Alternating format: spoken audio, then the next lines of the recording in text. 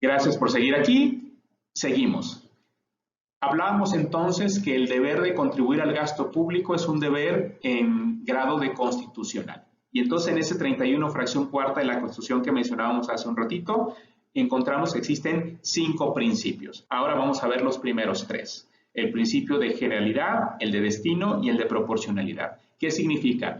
Que al momento de imponer los tributos, estos deben sujetarse a estas reglas. Entonces, primer principio que debe seguir toda contribución. Todas las personas están obligadas a contribuir sin excepción, ¿no? Por este principio de solidaridad social que comentamos. Este es el principio de generalidad, como la pirinola, ahora sí, todos ponen, ¿ok? Todos participan. Segundo principio, destino, que también ya lo comentamos. La razón por la que yo pago impuestos es para que se destine, sí y solo sí se destina al gasto público. Es decir, no puede destinarse a ninguna otra cosa. Entonces, yo tengo este deber constitucional de contribuir al gasto público en la medida que se destine a tal. Si se llega a desviar, entonces podríamos pensar en que se estaría fraccionando, rompiendo ese deber constitucional de contribuir. ¿Okay? Bueno, esto ya puede entrar un poquito a discusión y polémica, pero lo interesante aquí es resaltar que la obligación de pagar impuestos es sí y solo sí esa porción contribuida, es decir, lo que recauda el Estado por mis impuestos, se va al gasto público, es decir, que se refleje en un beneficio general, social o colectivo. ¿De acuerdo?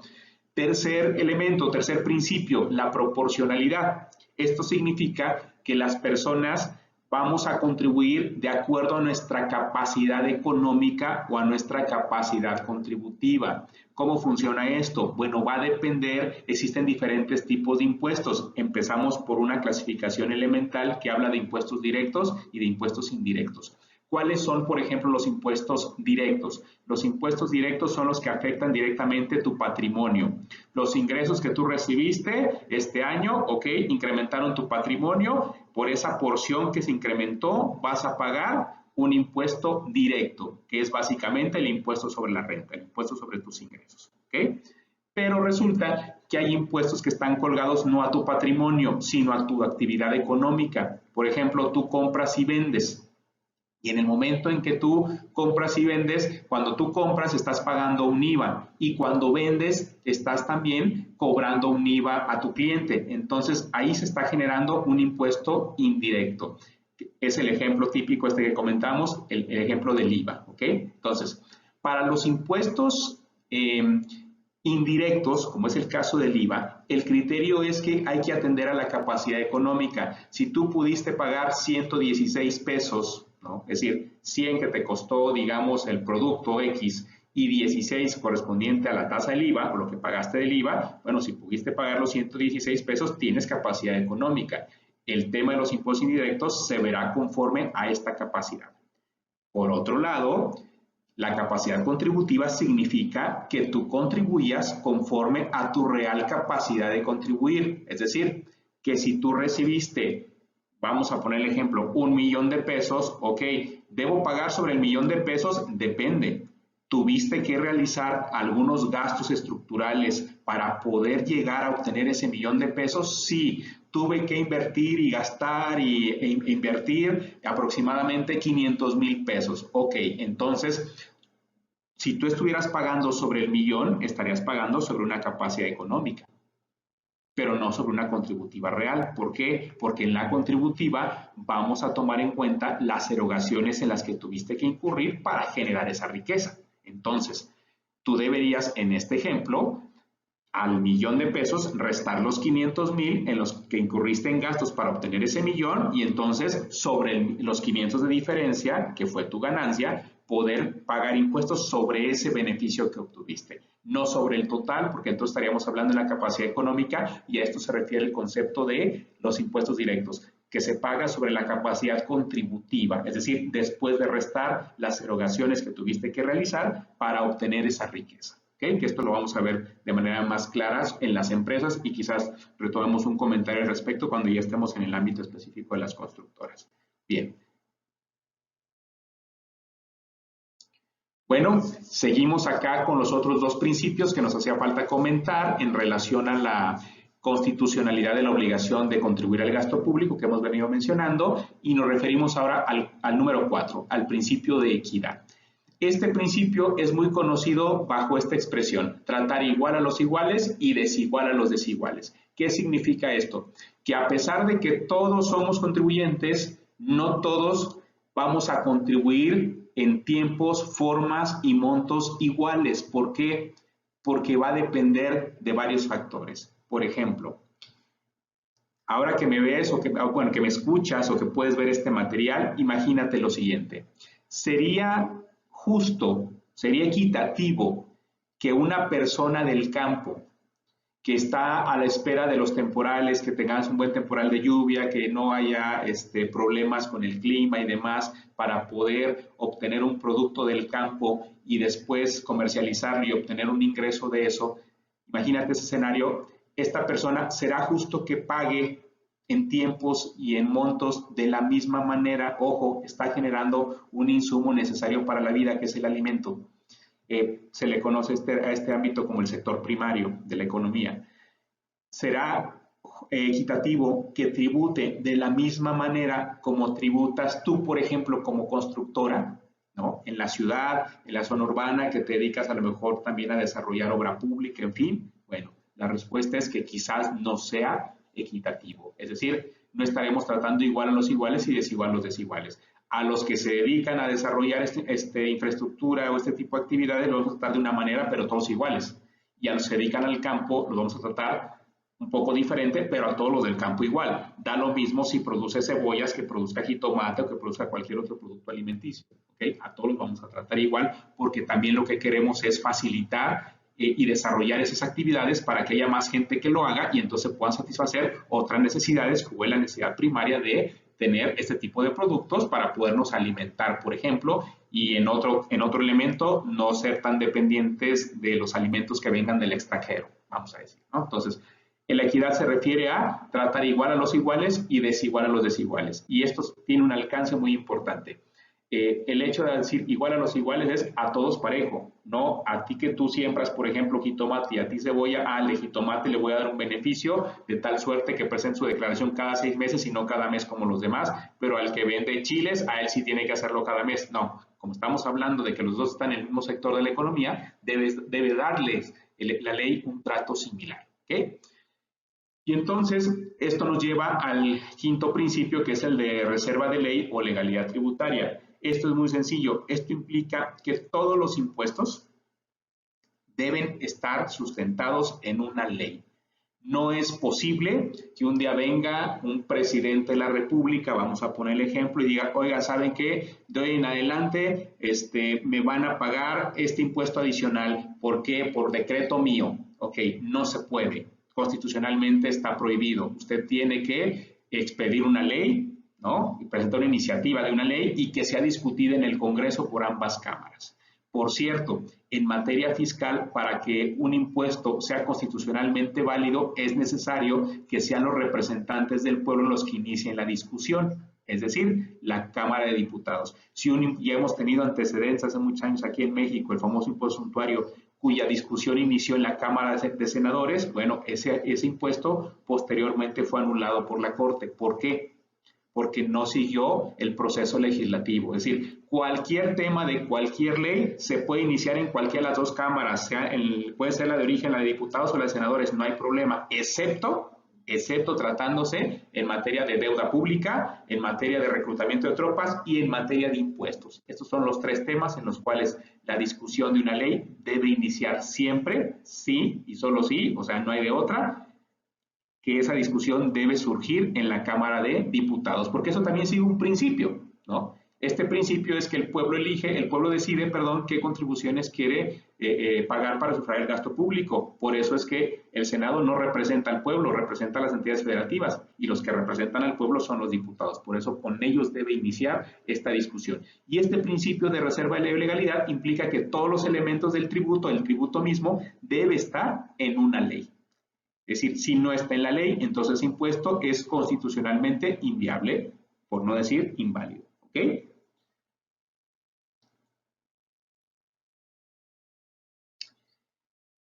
Bien, siguiendo adelante, vemos aquí algunos conceptos que te quiero explicar de manera muy breve, muy general, solo para que tengas idea, que son de los conceptos fundamentales en la materia tributaria, que es cuando hablamos, por ejemplo, de créditos fiscales, vemos que el crédito fiscal es básicamente la deuda que tú tienes con el fisco, es decir, la porción de la contribución o algunos otros elementos que ahora vamos a ver que tienes que pagar. Entonces, los créditos fiscales se clasifican básicamente en contribuciones, en aprovechamientos, en accesorios, en responsabilidades, tanto de servidores públicos como de particulares y otros que vamos a ver más adelante. Centrándonos ahora un poco en las contribuciones, porque luego uno piensa que los impuestos es el único universo que existe y vamos a ver que no, que es uno muy importante, pero no es el único. Las contribuciones se clasifican en 4. En impuestos, en aportaciones de seguridad social, en contribuciones de mejora y en derechos. Esto es, los impuestos son las contraprestaciones en dinero, digo, todas son obligatorias, pero el impuesto particularmente es una contraprestación en dinero que se realiza para satisfacer la prestación de servicios públicos. ¿Cuáles son los impuestos más importantes a nivel federal? Pues el de mayor recaudación, el impuesto a la renta, y el segundo lugar en recaudación a nivel nacional es el IVA. Entonces, los impuestos generalmente son entendidos como esta contraprestación por la prestación de servicios públicos, que tiene que ver con esta obligación constitucional de controlar el gasto público que platicamos al inicio. Entonces, esos son los impuestos. ¿Y quién se encarga de cobrarlos? Básicamente el SAT. El SAT, que es un organismo desconcentrado de la Secretaría de Hacienda y Crédito Público, ¿no? Ok. El siguiente, aportaciones de seguridad social. Bueno, si tú tienes trabajadores, el hecho de estar inmerso en una relación obrero-patronal y tú eres el patrón, entonces tienes obligación de financiar una parte del seguro social en beneficio de los trabajadores. Dicho en otras cosas, lo que le pagas al IMSS y lo que le pagas al Infonavit son créditos fiscales, de tal suerte que si no los pagas, vendrá el IMSS o el Infonavit en su carácter de organismos fiscales autónomos, también conocidos como OFAS, vendrán a exigirte el pago del impuesto, te van a cobrar, te van a embargar, van a realizar todo un procedimiento económico coactivo en tu contra, igualito como si no hubieses pagado a Hacienda el impuesto a la renta, el IVA o cualquier otro impuesto. ¿Okay? Luego, en tercer nivel tenemos, en tercer orden, perdón, a las contribuciones de mejora. Estas se dan cuando existe una obra pública, es decir, imagínate que tú vives en una localidad donde no hay una buena infraestructura, no hay drenaje, no hay alcantarillado, no hay agua potable y no hay energía eléctrica, ¿no? Imagínate que tú vives en una casita que está en una superficie, en un terreno de 200 metros cuadrados y tú ahora crees o consideras que esa propiedad pues tiene un valor, digamos, de 100,000 pesos, ¿ok?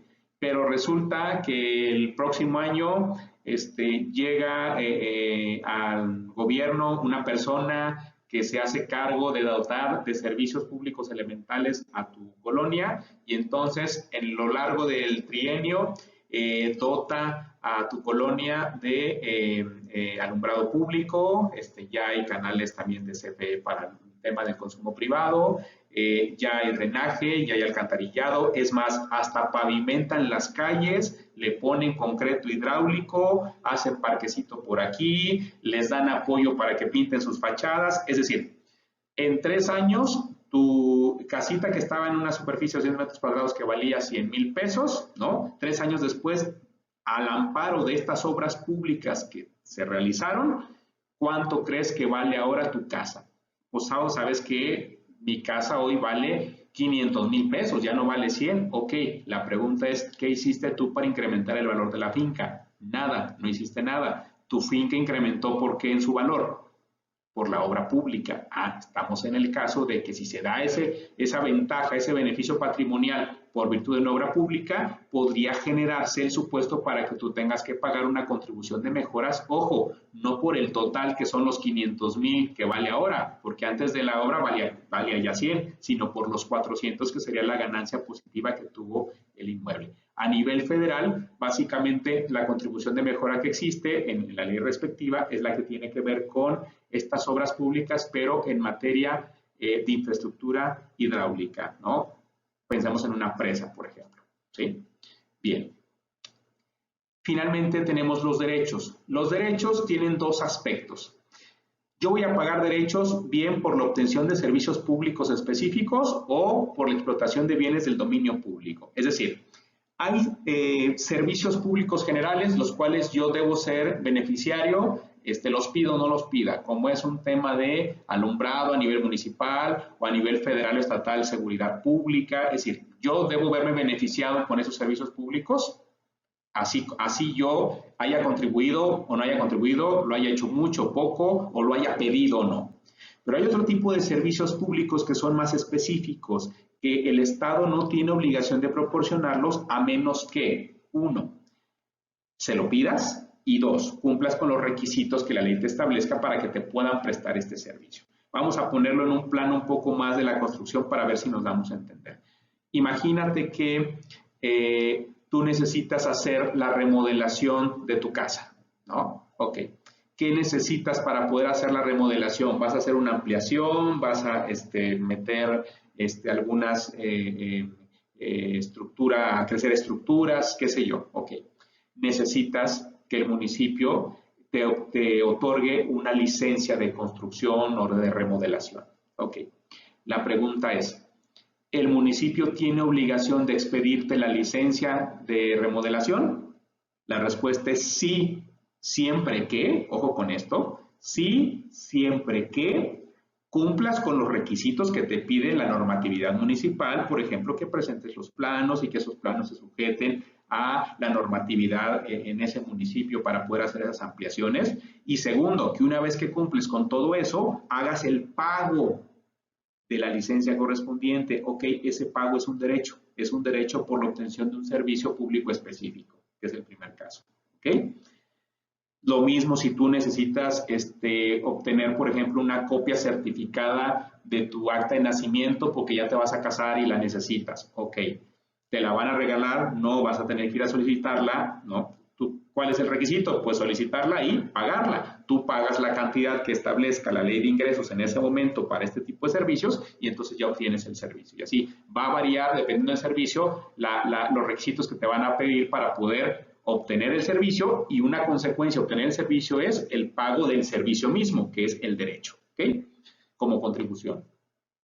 Y el otro aspecto es cuando tú te beneficias por la explotación de bienes del dominio público, es decir, estamos hablando de aquel patrimonio del Estado que es inalienable, inembargable, imprescriptible, es decir, aquellos bienes que están destinados a un servicio público o que tienen un régimen patrimonial muy específico y que por esa situación, al ser bienes de dominio público, pues no los puede vender el Estado, porque están afectos a un patrimonio público o a un servicio público. No los puede dar en arrendamiento. Imagínate este caso. Tú un día se te ocurrió, un día que fuiste a la playa, se te ocurrió que quieres dedicarte a reparar barcos, ¿no? Y entonces decides, encuentras una parte de la playa que se adapta muy bien para que tú puedas ahí poner tu reparación de barcos. Pero resulta que no puedes hacerlo porque esa parte de la playa es una zona federal. Entonces tú no puedes ir con el gobierno y decir, oye, réntamelo. El gobierno no te lo puede rentar porque es un bien del dominio público. Pero ¿qué sí puede hacer? Ahí nos vamos a otro contexto, transitamos del derecho privado al derecho público, y nos vamos a otro contexto y entonces puedo yo cumplir ciertos requisitos y solicitar una concesión. Es decir, que el gobierno me concesione esa porción de esta propiedad, patrimonio nacional, digamos, para que yo pueda utilizarlo, ¿ok? Entonces, a cambio de eso, como decíamos, pues no puede haber un arrendamiento porque no es un tema de derecho privado, tiene que ser una concesión dentro de un contexto de derecho público. A cambio de eso, ¿qué voy a hacer yo? ¿Pagar una renta? No. ¿Qué voy a pagar? ¿No? Voy a pagar un derecho por la concesión, es decir, un derecho por la obtención de un beneficio por haber explotado un bien del dominio público.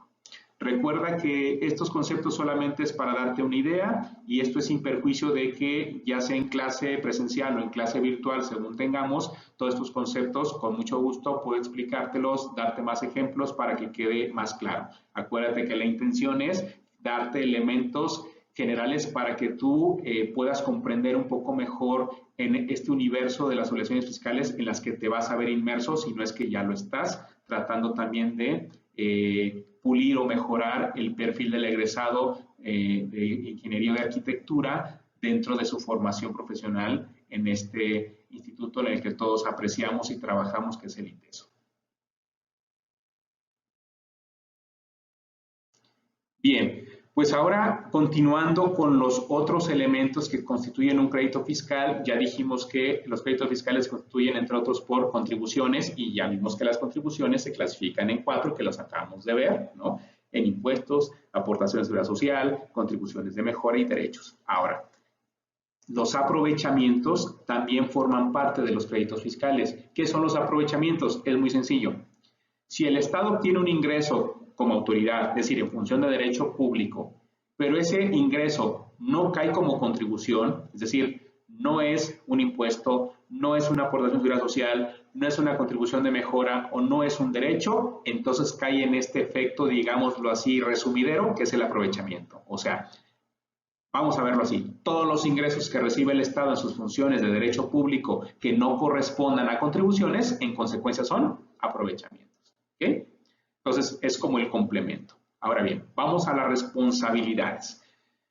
Si un particular incurre en una responsabilidad, no sé, ibas manejando después de haber ingerido algunas bebidas espirituosas y sin querer se te atravesó una barda del Palacio Federal y pues por más que le pitaste a la barda, esta nunca se quitó y entonces pues te la llevaste o que le generaste un daño a un bien de propiedad de la nación. Ok, te lo van a cobrar y te van a fincar una responsabilidad y te la van a cuantificar. En este caso, ese monto de lo que se calculó la reparación de esa barda, ¿no? Va a tener un costo. Ese costo se traduce en un crédito fiscal por responsabilidad en que tú como particular incurriste, por poner un ejemplo sencillo, ¿no? Ahora vamos a hablar en otro contexto, la responsabilidad es la de los servidores públicos. Imagínate que el actuar de un servidor público se llegó a demostrar que fue ilegal, indebido. Ok, vamos a poner un ejemplo muy sencillo. Vamos a pensar que tú tienes un negocio que subsiste de la venta al público en general, ¿no? Y entonces un día llega un inspector del gobierno y dice, oye, pues para mí no deberías estar abierto y te clausuro. Ok, te clausuran, no sé, 15 días. Y en esos 15 días, pues obviamente no tuviste negocio, no tuviste venta, tuviste todo un problema económico, financiero y demás. Pero resulta que tú decidiste esa clausura llevártela a un juicio y lograste demostrar que finalmente no había necesidad de esa clausura, lograste acreditar que no era necesario las medidas o justificadas las medidas que tomó la autoridad, por lo tanto la clausura era ilegal e improcedente. Y entonces, ¿esto qué significó? Que se puede reclamar al Estado, después de haber obtenido el fallo favorable, se reclama al Estado una indemnización. Oye, me vas a indemnizar por los daños y perjuicios que me has causado en función de esta clausura que se hizo de manera improcedente. Entonces, ¿qué pasó? Se sigue un procedimiento de responsabilidad hacia el servidor público que decretó esa medida y después de hablar del procedimiento, vamos a pensar que se le encuentra responsable. Oye, es cierto, servidor público, tú no debiste jamás haber actuado de esta manera, incurriste en una cuestión quizás de abuso de poder, de ilegalidad, etcétera, ¿no? Ok, entonces, vamos a indemnizar a Juanito, ¿no? Porque le clausuraron, nos va a cuantificar su daño y su perjuicio y le estamos indemnizando, gobierno, con $1,000,000 de pesos.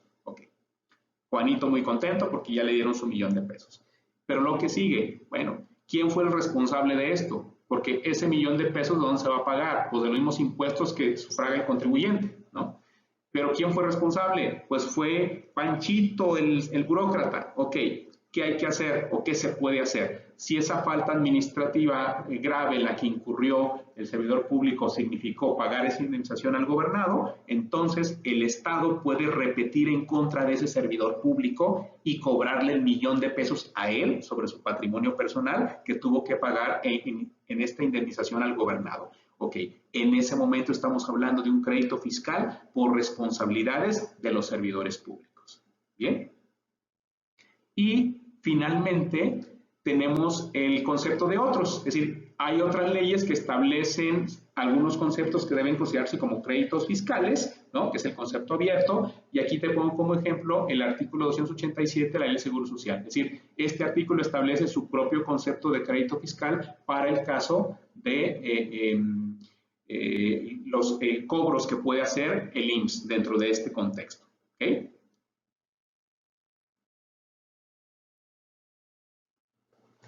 Bien, continuamos ahora con los accesorios de las contribuciones. Y bueno, lo importante ahora es conocer que los accesorios siempre van a seguir la suerte de lo principal. Esto es, tiene que haber un concepto principal, ya sea una contribución o ya sea un aprovechamiento, para que pueda existir un accesorio. Es decir, es sumamente difícil, puede llegar a suceder, pero por regla general, los accesorios no existen si no existe un principal. Y si el día de mañana se comprueba la improcedencia de un principal, o sea, una contribución, un aprovechamiento, también será improcedente el accesorio por este principio que versa que lo accesorio sigue la suerte de lo principal. Bueno, dentro de los accesorios vamos a encontrar las sanciones, los recargos, los gastos de ejecución y la indemnización por cheque devuelto. Mira, las sanciones no es otra cosa más que las multas, pero en materia fiscal federal existen dos tipos de multas, las de forma y las de fondo. Las que significan un accesorio son solamente las multas de fondo. ¿Por qué? Te lo explico rápidamente. Existen dos grupos de multas, decíamos. Las multas de fondo son aquellas que se establecen en una proporción sobre el daño causado. Es decir, si tú dejaste de pagar 100 pesos de impuesto a la renta, ¿ok? ¿Cuál fue el daño? Los 100 pesos que no pagaste, ¿ok? La multa de fondo va de entre el 55 al 75%, o sea, la mínima es el 55%. ¿Qué necesitas? Que la multa de fondo, para poderla determinar, necesitas un monto principal, o sea, los 100 pesos, el monto de la omisión, y tu multa va a ser una proporción o un porcentaje sobre ese monto. Por eso es accesorio. Es decir, tú necesitas un concepto principal para poder determinar el accesorio. Voy a sacar el 55% de multa ¿sobre qué? Sobre el monto que omití pagar. Si no tengo un monto omitido, entonces no puedo sacar un accesorio. ¿Okay? Por eso estos conceptos son accesorios de las contribuciones. En su caso, las multas de forma no. Las multas de forma no dependen de un monto omitido, sino lo que van a sancionar es una conducta determinada. Por ejemplo, yo tenía que pagar 100 pesos de impuesto a la renta. No los pagué. Ya dijimos, mi multa de fondo son 55 pesos, que es el 55%. Pero además hay otra multa por no haberlo hecho. Es decir, una cosa es lo que no pagué y otra cosa es incurrir en la conducta de no haber pagado mediante la presentación de la declaración correspondiente. Es decir, hay otra multa paralela a esto que es por no haber presentado la declaración. Ok. En este caso, la multa me la van a poner en un rango entre un monto mínimo y un monto máximo. ¿Ok? Pero, oye, yo presenté la declaración, no la presenté, perdón, pero fíjate, no traía impuesto a pagar. Ah, bueno, si no traes impuesto a pagar, no vas a pagar la multa de fondo, la del 55%. Pero sí vas a pagar la multa de forma porque independientemente de, tú tenías la obligación de declarar, aunque fuesen ceros, digamos, pero como no lo hiciste, entonces te voy a sancionar con 1,400 pesos, vamos a pensar, porque no presentaste la declaración. Esas son las multas de forma. Ok, las multas de forma no caen aquí porque estas no dependen de un principal. En realidad, las multas de forma, son aprovechamientos que vimos hace un ratito. ¿Okay? Entonces, cuando hablamos de sanciones, hablamos de las multas de fondo, es decir, aquellas que se establecen en un porcentaje, una proporción a la omisión. Y para eso necesito un principal, que es la omisión misma, la cuantificación de la omisión, y por eso hablamos de accesorios. ¿Okay? Bueno, en el siguiente aspecto tenemos los recargos. Los recargos son una indemnización por no pagar a tiempo tus contribuciones, tus aprovechamientos o en general tus créditos fiscales. ¿Okay?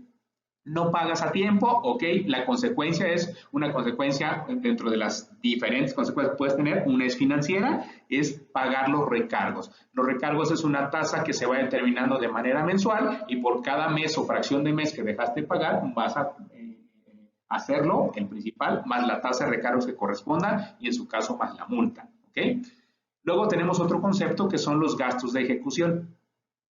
Los gastos de ejecución, estos solamente se van a detonar cuando exista un PAE. PAE es procedimiento administrativo de ejecución.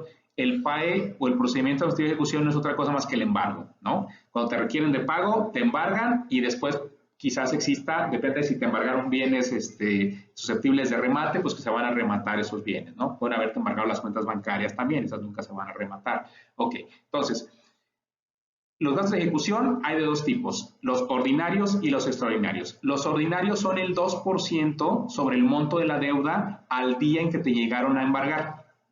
Entonces, como no pagaste y como te tuvieron que embargar, es la deuda más el 2%, ¿no? Y esa deuda va a tener un monto mínimo y un monto máximo. El monto mínimo debe andar rondando los 400 y pico de pesos y el máximo debe ser alrededor de los 60,000 y piquito de pesos. Es decir, si tu 2% da menos de los 400 pesos, tú pagas al menos 400. Si da más de los 60,000, tú pagas como tope los 60,000. Si te da una cantidad intermedia, pues exactamente la que te dé. ¿Okay?